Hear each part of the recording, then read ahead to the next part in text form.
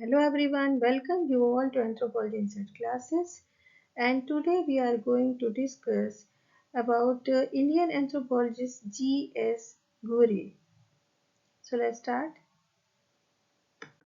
G.S. Ghurye, his full name is Govind Sadasiv Ghurye. He was born in 1893 and died in 1983. He was a famous Indian sociologist and social anthropologist, and he worked on the concept of folk urban continuum. This concept was actually given by Robert Redfield ने so folk culture of Yucatan book में इसके बारे में लिखा है। Yucatan village पे उन्होंने study किया था दिस कॉन्सेप्ट को।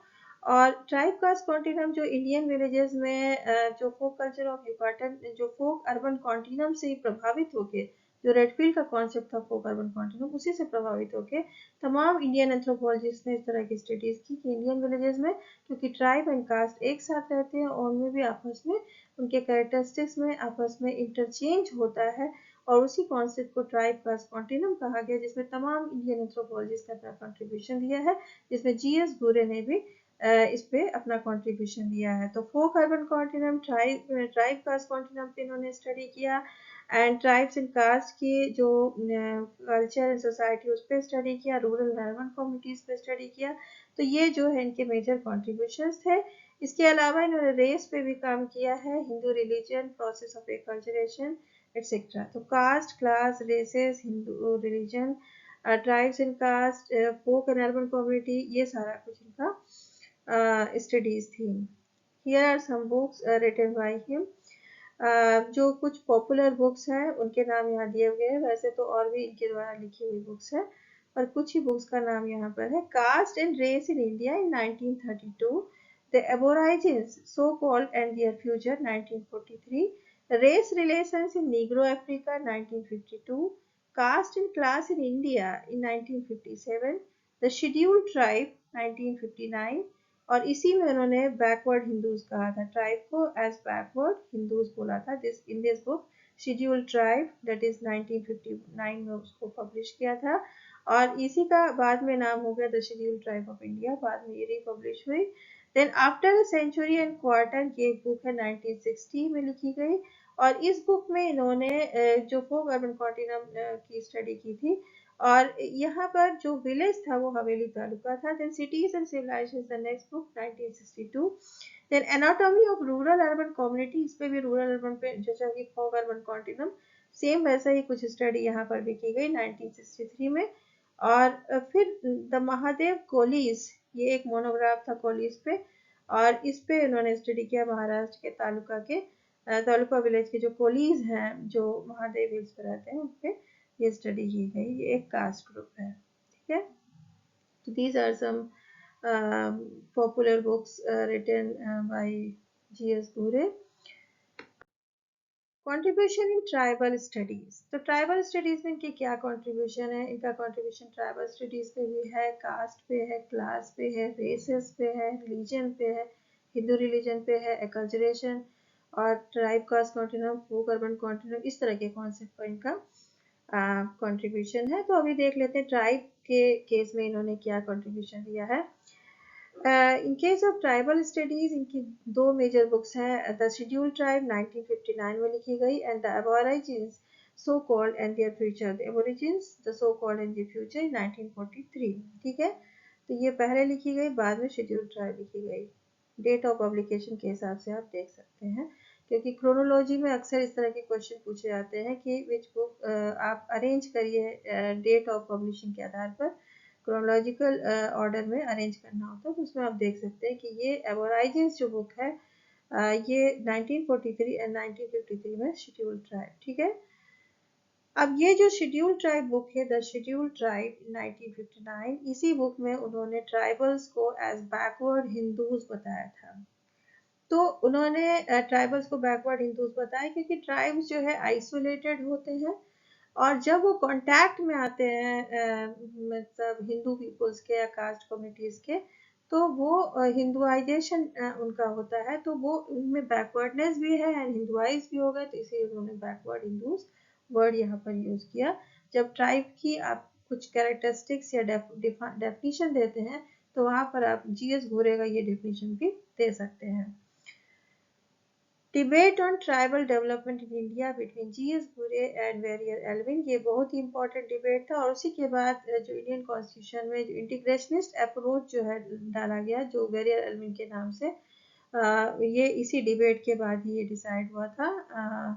और इसमें डिबेट की खासियत क्या थी कि जीएस घुरे ने जो है वो एजिमुलेशन अप्रोच बताया था, जबकि ट्राइब के डेवलपमेंट के लिए एजिमुलेशनिस्ट अप्रोच पे बल दिया, जबकि वेरियर एल्विन ने पहले आइसोलेशनिस्ट अप्रोच बताया एंड बाद में लेटर दोनों एक मत हो गए और इंटीग्रेशनिस्ट अप्रोच जो है सामने आया, जिसमें एल्विन को ही कंट्रीब्यूटेड करते हैं कि integrationist approach was given by Elwin, जबकि earlier he belong to isolationist approach. ठीक है, तो पहले वो आइसोलेशनिस्ट अप्रोच से बिलोंग करते, तो उनका व्यू था कि ट्राइबल्स को आइसोलेटेड रहना चाहिए और जिससे कि उनका जो कल्चर है, जो इंडिजिनस कल्चर है, वो बचा रहेगा। जब मेन स्ट्रीम के साथ नहीं जुड़ेंगे, आइसोलेटेड रहेंगे, तो उनका कल्चर बचा रहेगा। जबकि घूरे का कहना था कि एजिमिलेशन होना चाहिए ट्राइब्स का मेन स्ट्रीम सोसाइटी से, कास्ट ग्रुप से या हिंदू ग्रुप से जब विलेज में एक साथ रहते हैं तो एजिमिलेशन होना चाहिए, और क्योंकि ये इनके फॉरवर्डनेस के लिए जरूरी है। उन्होंने बैकवर्ड वर्ड इसीलिए यूज किया था कि tribes are backward because they live in isolation. वो आइसोलेशन में रहते हैं इसलिए वो बैकवर्ड रह जाते हैं। जब वो मेन स्ट्रीम से जुड़ेंगे तभी वो फॉरवर्ड होंगे, उनमें एजुकेशन और तमाम अवेयरनेस आएगी। तो ऐसा मानना था एजिमुलेशन अप्रोच का, जो कि दिया था गोरे ने। तो ये जो एक इम्पॉर्टेंट डिबेट थी ट्राइबल डेवलपमेंट इंडिया, जब ट्राइबल पॉलिसीज बन रही थी फॉर डेवलपमेंट, कि ट्राइब्स का डेवलपमेंट कैसे किया जाए, तो इसमें दो लोगों के बीच में डिबेट हुई, जीएस घूरे एंड वेरियल एल्विन। और इसमें घूरे ने प्रपोज किया एसिमुलेशन अप्रोच, जबकि वेरियल एल्विन ने earlier he propose the isolationist approach, but later he proposed the integrationist approach, जिसको कि दोनों लोगों ने माना। तो in a debate on tribal policies in 1940s between G.S. Gure and Barrier Elvin, Gure argued isolation at the root of social backwardness and assimilation is the only solution, while Elvin viewed tribes should keep in isolation and social backwardness for the preservation and protection of their indigenous culture. तो इन्होंने माना Verrier Elwin ने कि tribes को isolate रहना चाहिए, क्योंकि उससे उनका जो कल्चर है वो प्रिजर्व रहेगा, बचा रहेगा।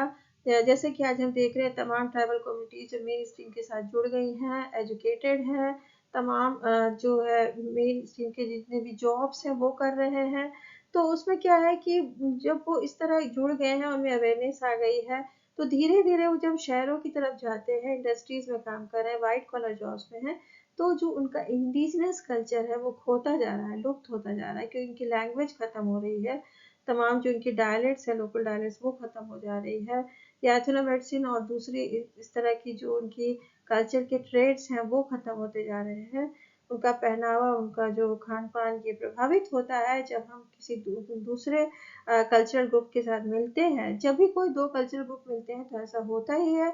तो इसी तरह ट्राइब के केस में भी ऐसा होता है कि जब ट्राइब कास्ट के साथ मिलती है या दूसरे रिलीजन ग्रुप्स के साथ मिलते हैं तो उनमें चेंज आता है, जिससे कि उनका जो अपना ओन रिलीजन, ओन व्यूज है, ओन कल्चरल आइडेंटिटी है, वो खत्म होने लगती है। तो सेम यही बात किया एल्विन ने कि इंडिजिनस कल्चर उनका खत्म हो जाएगा और उसको प्रिजर्व करने के लिए आइसोलेशन में रहना जरूरी है। जबकि ग्यूरे ने कहा कि नहीं, अगर ट्राइब्स को आगे ले जाना है, उनको उनमें भी मतलब फॉरवर्डनेस लानी है, उनको एजुकेट करना है, समाज के साथ आगे बढ़ाना है, एडवांस करना है, टेक्नोलॉजीज के साथ आगे बढ़ाना है, तो उनको एसिमिलेशन करना पड़ेगा, मेन स्ट्रीम सोसाइटी के साथ मिलाना पड़ेगा, और तभी वो आगे बढ़ पाएंगे, तभी रियल मायने में ट्राइब का डेवलपमेंट हो पाएगा। क्योंकि जब तक आइसोलेटेड रहेंगे तो उनका डेवलपमेंट नहीं हो पाएगा, तमाम चीज़ों से वो रिक्त रह जाएंगे, और इसलिए उनको मेन स्ट्रीम से जोड़ना जरूरी है, ऐसा मानना था जीएस घुरे का। और बाद में वेरियर एल्विन ने भी इसको माना, और ये जो अप्रोच निकल के आया उसको कहते हैं इंटीग्रेशनिस्ट अप्रोच। मीन्स मिलाकर दोनों को, मेन स्ट्रीम के साथ ट्राइब्स को मिला देना चाहिए, और तभी जो है रियल में उनका ट्राइब्स का डेवलपमेंट हो पाएगा। So Alvin believed in preserving their distinct cultural identity, जैसा कि आइसोलेशनिस्ट अप्रोच में वो मानते थे। And the debate highlights the need for a balanced approach for the tribal development, which involves providing basic facilities, infrastructure to the tribal communities while preserving their cultural identity. तो integrationist approach ये कहता है कि उनकी जो identity है वो भी बची रह जाए और उनकी जो नीड्स हैं, तमाम जो बेसिक नीड्स हैं या इंफ्रास्ट्रक्चर फैसिलिटीज उनको प्रोवाइड करनी चाहिए, वो भी उनको प्रोवाइड कर दिए जाएं। तो ट्राइबल डेवलपमेंटल पॉलिसीज में इस बात का ध्यान रखा जाता है कि ट्राइब्स की उनकी आइडेंटिटी भी बची रहे और उनकी नीड्स भी पूरी होती रहे, जो बेसिक नीड्स हैं और जो समाज के बदलते हुए समय के साथ जरूरी है वो सारी नीड्स उनकी पूरी होती रहे। तो इस तरह एक बैलेंस्ड अप्रोच है जिसको हम इंटीग्रेशनिस्ट अप्रोच कहते हैं। तो ये कंट्रीब्यूशन था जीएस बुरे का in context of tribal studies. Then contribution in village and urban studies. तो अभी हमने देखा कि ट्राइब्स पे उनका क्या स्टडी था और क्या उनका कंट्रीब्यूशन था। विलेज एंड अर्बन स्टडीज पे अब देख लेते हैं। तो विलेज स्टडीज में उनकी जो विलेज हवेली तालुका पे उन्होंने स्टडी किया था, महाराष्ट्र का एक विलेज है, और उस पर जो बुक आई थी after a century and a quarter 1960 में बुक पब्लिश हुई थी और इसमें उन्होंने 4 सीजन्स में फील्ड वर्क किया। 1954 से लेकर 58 तक 4 सीजन्स पे उन्होंने फील्ड वर्क किया, 4 बार गए और इस तरह ये फील्ड वर्क पूरा हुआ। तो ये बुक बहुत इंपॉर्टेंट है, आपको याद करना होगा। After a century and quarter बहुत ही पॉपुलर बुक है, रिटन बाय घूरे, और जो कि विलेज हवेली तालुका पे स्टडी की गई थी। महाराष्ट्र में है हवेली तालुका, और इस विलेज में उन्होंने जो कॉन्सेप्ट टेस्ट किया that is folk urban continuum. Folk urban continuum जैसा कि पहले बताया रॉबर्ट रेडफील्ड के द्वारा दिया गया था और उसी से प्रभावित होकर तमाम इंडियन एंथ्रोपोलॉजिस्ट ने इंडिया में भी जो विलेजेस की स्टडी की उसमें folk urban continuum, tribe caste continuum की स्टडी करना शुरू किया, जिसमें कि जीएस घुरे ने भी ये मतलब टेस्ट किया इस कॉन्सेप्ट को इन the village Haveli taluka in Maharashtra, and the book was published that is known as After a Century and Quarter in this book was published in 1960। तो यहाँ पर 2 पर्पस उनका पूरा हुआ। इस बुक को उन्होंने पब्लिश किया और विलेज की स्टडी किया, जिसमें कि उन्होंने पहला पर्पस तो ये था कि फोक अर्बन कॉन्टिनम को स्टडी किया। दूसरा पर्पस ये था कि he plot out the socio economic changes occurred in the village life since 1819। तो 1819 से लेकर अभी तक क्या चेंजेस आए थे 1954, 58 तक या 60 तक मान सकते हैं। तो उन सारे चेंजेस को भी उन्होंने स्टडी किया और इसीलिए उसका नाम है after a century and a quarter. ठीक है, इतना लंबा जो समय था उसके पूरे अंतराल के जो भी चेंजेस आए उस विलेज लाइफ में, उसको भी उन्होंने स्टडी किया। तो village Haveli taluka, book name is After a Century and Quarter, and the concepts were studied are folk urban continuum, and another study was made on socio-economic changes occurred in the village life since 1819। ये सारी चीजें आपको ध्यान देनी होगी। Then next book written on urban जो studies से जोड़ सकते हैं वो है सिटीज एंड सिविलाइजेशन, 1962 पे लिखी गई। Then third book is Anatomy of Rural Urban Community। इसमें भी आप रूरल अर्बन जो कॉन्सेप्ट है कॉन्टिनम का वो देख सकते हैं कि यहाँ पर भी उन्होंने यही स्टडी किया। 1963 में ये बुक पब्लिश हुई और इसमें भी उन्होंने विलेज हवेली तालुका के ऊपर पायलट स्टडी पे ये बुक बेस्ड है। दूसरा जो उन्होंने विलेज में स्टडीज में कंट्रीब्यूशन का है उसमें देख सकते हैं कि ही covered 117 villages including 8 agricultural towns, 15 super villages, 34 big villages, 39 standard villages and 21 small villages। इतना टोटल उन्होंने 117 villages पर स्टडी किया था। तो विलेज स्टडीज में 117 विलेजेस पर उन्होंने टोटल स्टडी किया था, जिसमें कि कुछ टाउन्स हैं, कुछ super villages, big villages, standard villages and small villages. तो विलेज को भी तमाम कैटेगरीज में बांटा गया है। तो ये है it is about village and urban studies, जिसपे इनका कंट्रीब्यूशन था जीएस पूरे का। Then come to the contribution caste, class and race studies. अब कास्ट को उन्होंने माना कि ही viewed that caste is recognized by society at large, but it is the subcaste which is regarded by a particular caste and the individual। तो पूरा society के द्वारा एक कास्ट जानी जाती है, लेकिन जो एक कास्ट होती है वो एक सब कास्ट को देखते हैं। ठीक है, तो एक कास्ट के थ्रू हम सब कास्ट को देखते हैं, मीन्स कास्ट से भी जो छोटा ग्रुप होता है वो क्या होता है, सब कास्ट। तो सब कास्ट का यहाँ पर मेजर इस पे फोकस करते उन्होंने बताया। और इनकी जो कुछ वर्क है इस फील्ड पे, कास्ट क्लास रेस स्टडीज पे, रेशियल स्टडीज पे, उसमें है caste and race in India and caste and class in India. तो कास्ट एंड क्लास पे उनकी स्टडी है 1957 में, caste and race in India 1932 में एक स्टडी की गई थी। इसी तरह अफ्रीका के, नीग्रो अफ्रीका में race relations in Negro Africa पे उन्होंने 1952 में एक स्टडी की थी।